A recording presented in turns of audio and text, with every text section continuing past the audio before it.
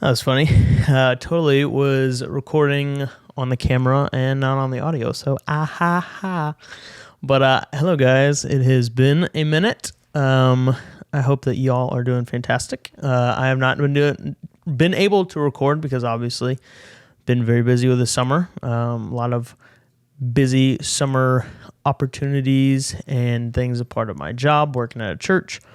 It's been just very cool, very sweet getting to capture moments of people getting to experience the Lord, get to experience community, getting to go out and serve other people that they maybe would normally not be able to go and do. So it was just really, really cool getting to capture that and to do that. And then also producing other content for other people has been really fun, really sweet. Y'all have probably seen some of that if you've been following. It means a lot that y'all go and follow and support. You're supporting some fantastic people, and just they're trying to make good content for y'all. And so it's been really fun doing that. But yeah, with this episode, I just wanted to, it's hard because whenever, and this is from my perspective, but like whenever you do stuff like with my job where you're like constantly creating and you're constantly doing stuff, for me, it's hard because my brain is always on, where it's like you have so many ideas or you're just doing stuff all the time. So it's hard to really turn off. But then like for me, whenever I want to do stuff like this, it's hard because it's like, well, I do it all day or I do it like my brain is constantly going. So for me, it's just like, I'm not going to worry about it. But this is good for me and I enjoy it. I was just going to go through some thoughts that I've been having in my notes. The Notes app is a lifesaver because I wish I would write stuff down more, but I don't always have like a paper and pen on me all the time. And so what I do is I just put them on my phone. And so, yeah, let me see. There was one thought that I had that was really interesting. Or actually, I've had a couple of interesting thoughts, interesting conversations that I've had with people. One of them, by becoming one of my best friends, Colin. So funny. He's a great guy. Go listen to his podcast. You can't say that. Whenever we get out some more episodes, certified bangers, bro. Okay? It's fantastic. I was having a conversation with him, and he had this interesting thought talking about how whether to do something or to not to do something, whether that be with relationships, your work, whatever it is. And because I tend to be a pretty like, sometimes I'm pretty like, it seems like I make decisions pretty quickly, but most of the time I have like kind of thought them through a little bit, at least before you make a decision. You try to be really smart. At least I try to be. I'm not always smart, but and one thought that he had was like, that was really insightful. And it was like, it challenged me. And he was saying, well, if you're walking with God and if you're walking and obeying the things that he's already like called you to do, and like the things in the Bible that obviously like that we're called to do, like first of all, like that's a whole nother thing, is you want to make sure that you're already like obeying those things. But then he's like, but then if some other opportunity comes up and it's not like outside of God's will, if it's, you're not disobeying, if you're not doing any of those things, well then like just see what happens. And that was really encouraging for me to hear, because I think I have, and still do, like maybe outweigh, or you kind of weigh the pros and cons, at least for me, a little too much sometimes, and then that keeps you from doing anything. And I don't know, I was just really encouraged by his thought on that of like, you know what's the worst that can happen? Like the worst that can happen is you be like, yeah, okay, maybe wasted some time, wasted some money, maybe was friends with someone that, maybe didn't need to be friends or whatever. Like the situation could be dated a person that, oh man, wasted my time. Whoops. But then the best thing that could happen is that it works out and you like whatever it is that you're doing works out or whatever. And I was like, you know what? That's very true. And so it just got me thinking a lot with my life, because I sometimes take things a little too seriously and I don't act on anything, or I drag my feet because it's like, well, I want to do it right. I want to do it. But it's like, sometimes you just got to start somewhere. And yeah, that was just, it was an encouraging thought and just an encouraging thing. And so guys, like, I don't know, and this is another part of why it's hard for me to like sometimes make content for myself, because it's like, if you know me and sometimes whenever you talk to me, I'm just like, I have these just things, and it's like, man, is that worth like taking time to like, quite literally sit here and record and whatever? I'm just doing it because I just need to. Here was another one. No one is obligated, nor are they entitled. No one is obligated, nor are you entitled to have friends. And that one I think is a tough pill for some people to swallow, and or like even myself of like, and then another thought with that is like, are you a good friend? Do people want to be around you? I think that's something you have to be really honest with yourself of like, dude, like if you think about it, nobody's entitled to anybody or really anything. It's, you think about it, you don't have a whole lot of time. And so if you're spending it with people, hopefully those people are good for you. They're building you up. They're encouraging you.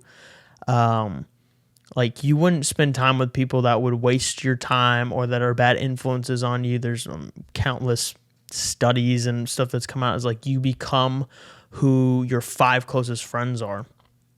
And so you have to take a serious look and be like, who are my friends? Who am I letting influence me? It's the same thing with like, top earners, hang out with top earners, with, people who are really good at sports, hang out with people who are really good at sports. So you become who you hang out with, you become who you spend time with. So it's just an interesting thought that I had recently of you need to be careful with who you're spending your time with. Are you learning anything? Are you encouraging each other? Even in biblical community, are you encouraging each other, building each other up, kindly correcting? Are you walking in integrity? Are you doing a lot of the things that, God has called us to be? Anyway, that's see these monologues.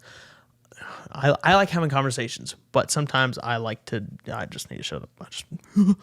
I'm sorry, guys. You're getting real unfiltered me. Let's see.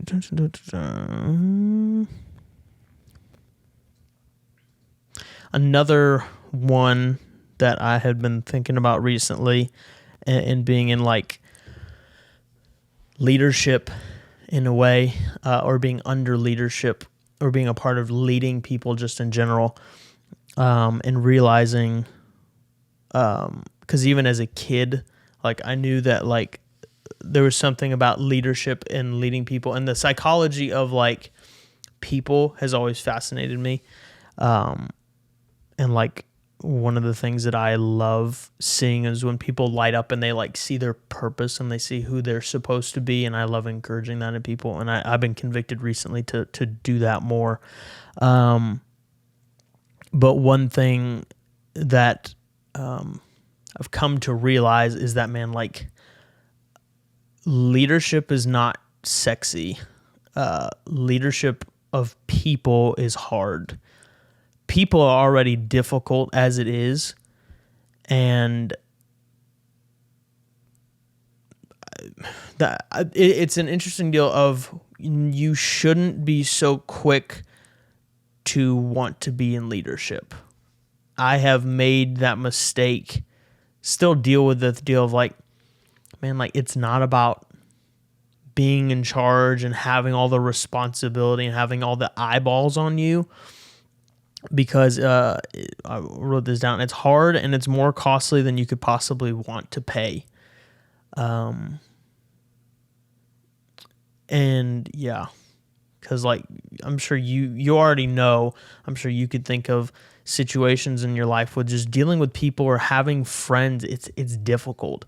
So then imagine even like in a setting of like, all right, you are the person who is in charge of how many ever X amount of people.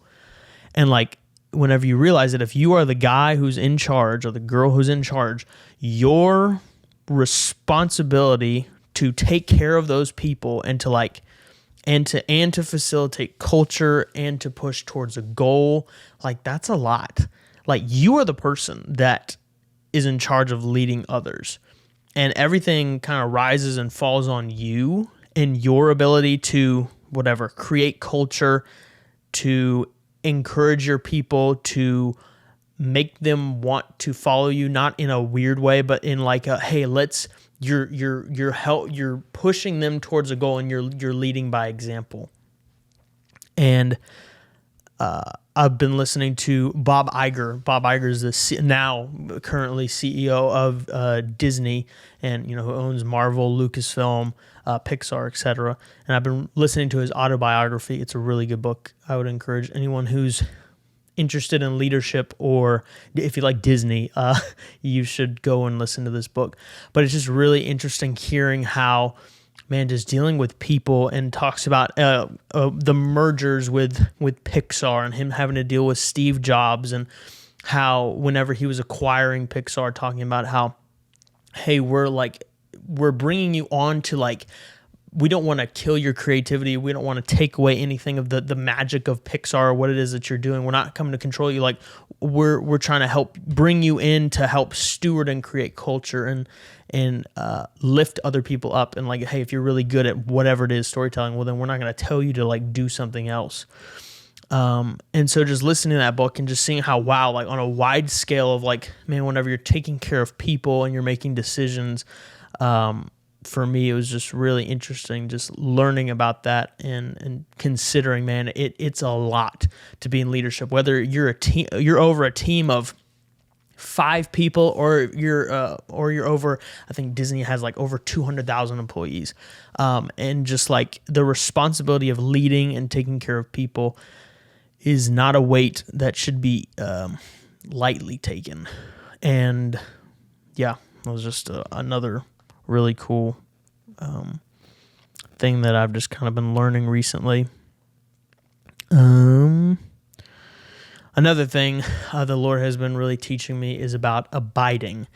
John 15 has been a chapter that I feel like I've been in for a little while, or it's one that I feel like I'm constantly being drawn back to, mostly because I think I'm really bad at abiding and sitting still, as all people are, I feel like. And the Lord has just been teaching me a lot about,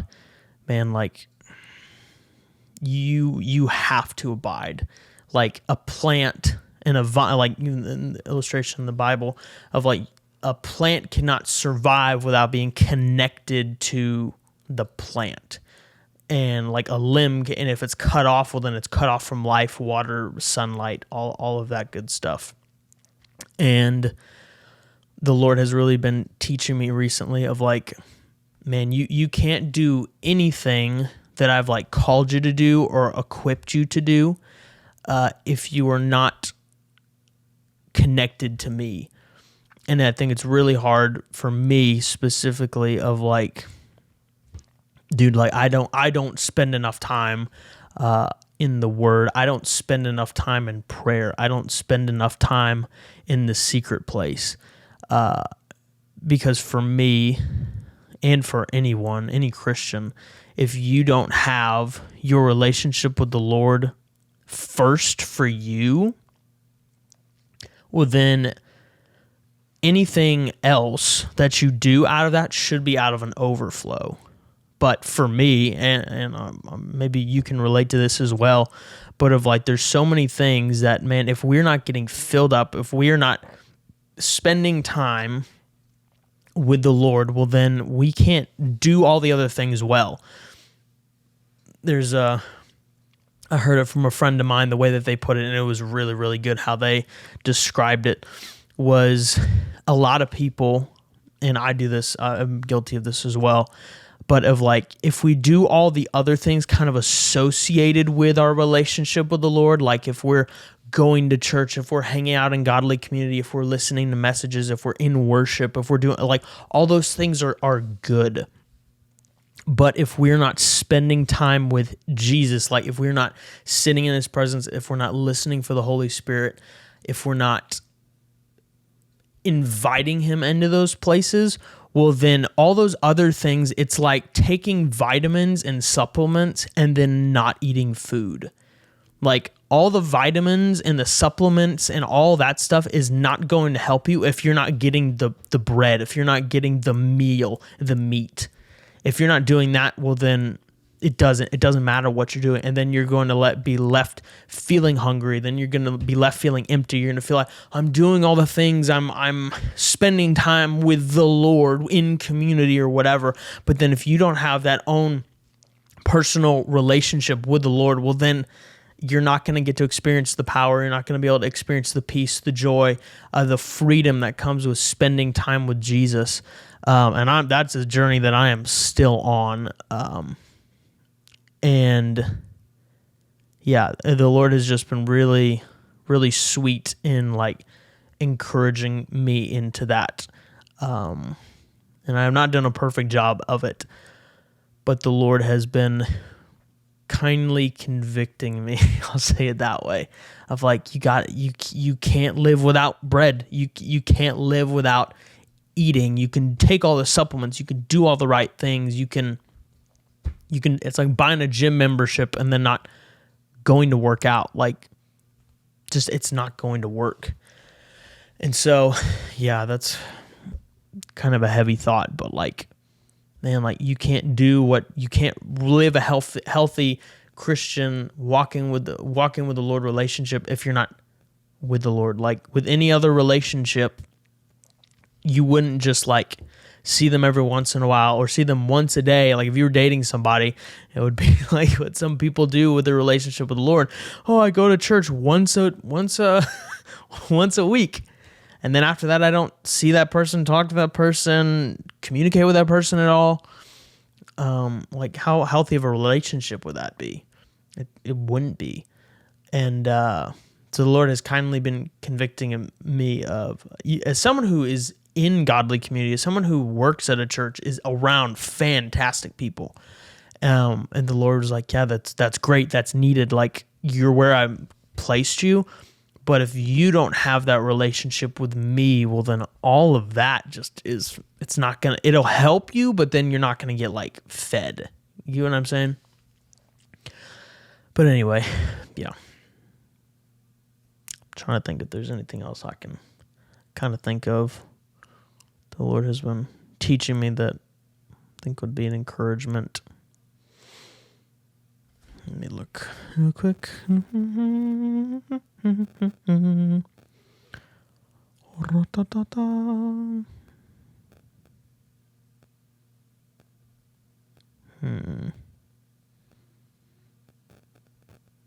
Oh, this one idea. So with creativity, for me, was never something that I thought would be a part of my like lifestyle, if that makes any sense. 3 years ago, had you told me I would be doing what I'm doing in terms of like media and the things that like I'm passionate about, I would have laughed at you. I thought I was going to do real estate business. I love all that stuff, like entrepreneurship. I still love all that stuff. But creativity, quite frankly, whenever anyone talked about being creative or artsy, I would like be like, yeah, no, that's not me.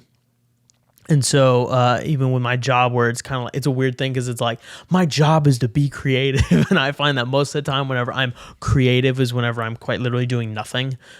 Literally most of my like whatever like kind of ideas always come to my brain quite literally when I'm going to sleep. And I made the mistake where I'm like, I'm going to bed. Like I just have some thought and I'm like, oh, that's good. And I don't have anything to write it down with. And then I wake up the next morning, or I'm quite literally going to bed the next night and be like, oh shoot, what was that great idea that I had? Man. And then I can't remember it for the life of me. But anyway, of like this idea of like as humans and as Christians specifically, we should be the most creative people on the planet. Why? Because, well, we serve the creator. Like we serve a God who literally created everything, like everything that's even in existence, like he thought of, or he knew that it would be. And even T.D. Jakes has this phrase where he talks about, which obviously, I mean, but it's the way that he says it is really good, of like, God didn't make a chair, which obviously like God probably knew a chair and like made a chair, whatever. But like people had to come up with the idea for a chair. You get what I'm saying? Of like, they had to be creative. Like when they saw wood, or when they saw this wood, they're like, I'm going to make a table. I'm going to make a chair. Like God gave them the creativity to like do that thing. And so, yeah, of just this thought of like, man, if everybody's creative, everybody has created something at some point, whether that be a systems, whether that be a way to do things, whatever it is, like, or someone takes a photo, or like whatever, draws something, like you're creating something, you're creating your own realities of like, man, my life is whatever, like, oh, I go to the gym, or I don't go to the gym, or I make my bed, or they'll close out. Like you're creating something, you're creating an image for yourself to others, you're creating something. And so just that thought of like, man, if we're Christians, man, then like we should be the most creative people, because we serve the Creator who, I don't know, we have access to abundance through Jesus. I think that's one people, Christians specifically, miss out on, is like, man, we serve the God who quite literally owns the cattle on 1,000 hills. I forgot what verse that's in. I should read my Bible more. But anyway, like our God created and owns everything. And yet, so why should we be afraid to ask him for things? Why should we be afraid to, why should we be okay with anything less than he is willing to like bless us with? Because God wants to bless you with, he's already blessed you with gifts, talents, abilities, but then he wants to bless you with more. He wants to bless you with influence. He wants to bless you with a lot of things, but if your character can't hold that thing, well, then he can't bless you with it. Like you look at all the people in the Bible in the Old Testament who God was like evidently with them. I know this is a very not popular topic. Some people would say it's prosperity gospel, but whatever. But you look at all the people in the Bible, or not all, but you look at some people in the Old Testament, like they were marked by wealth, of like the Lord blessed them, and it was a symbol and a marking of like, oh, that person like walks with the Lord. So like if those people got to know them, oh, what's different about you, man? Why are you so wealthy?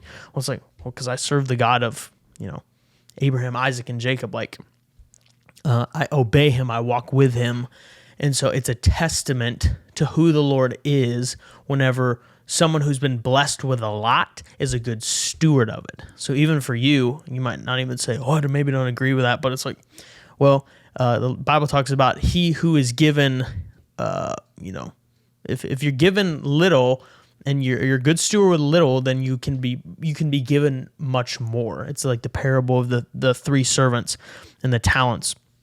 When the master gave the different amounts of talents to each one of them, and the one was so afraid of his master that he went and hid it, but then the other one wasn't afraid and stewarded it well and grew it, and then whenever the master came back, he rewarded the guy who went out and grew it and was a good steward with it. He gave him more. But then the one who was afraid and didn't do anything with it, who went and buried it, he quite literally said, yeah, get this guy out of here. I don't want this guy here. And so God loves good stewardship because everything that we have is his anyway, so why would we not be like good stewards of it? But anyway, what all do I know? Well, guys, that's all I can think of. Thank you for listening. I love y'all. I want to do this more regularly with my schedule. Hopefully I can be able to do this. I want to have more people on conversations. I love having conversations with people. I don't like monologuing very much, but there's just a couple thoughts. But yeah, I love y'all. Thank you for listening. Thank you for watching. If any of these incoherent thoughts were encouraging to you, maybe like, share, subscribe. But yeah, love y'all. Peace.